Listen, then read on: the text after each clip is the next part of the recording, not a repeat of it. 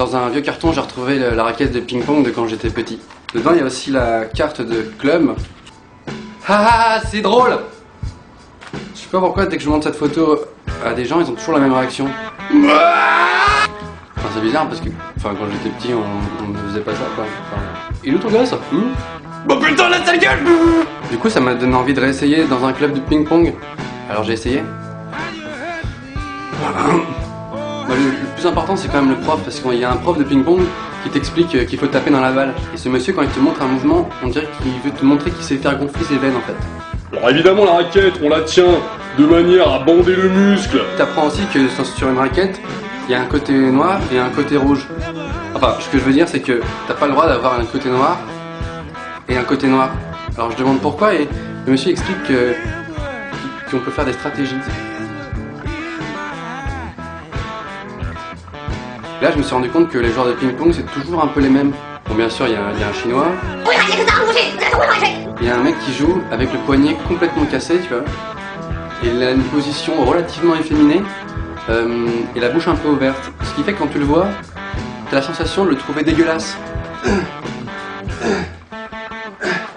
Avec la bouche ouverte comme un autiste. Ouais, c'est peut-être un autiste en fait. Après, je tombe sur une fille. C'est mi-fille, mi-iti.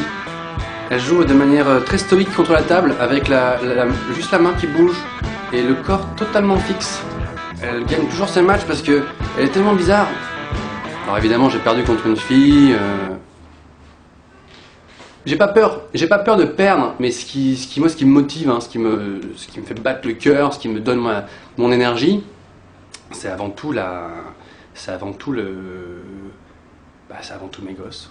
Donc t'as le monsieur qui a, on dirait qu'il a une grave maladie et qui joue au ping-pong pour s'en sortir, pour essayer d'oublier. C'est bizarre parce qu'il parle assez fort et ensuite il te regarde comme si tu devais répondre un truc. Faut ramasser les balles. Mais tu sais pas quoi.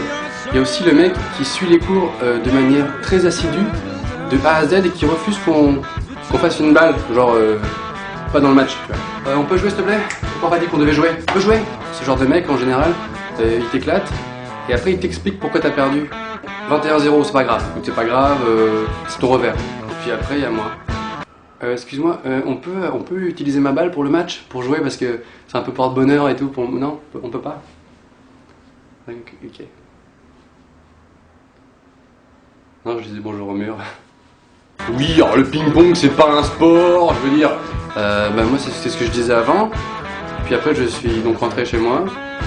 Aidez-moi, à l'aide! SOS! Suite à cette expérience, j'ai décidé d'arrêter ce sport. Parce que bon, je me sentais pas à ma place. Puis bon, je vais peut-être me mettre à la marche.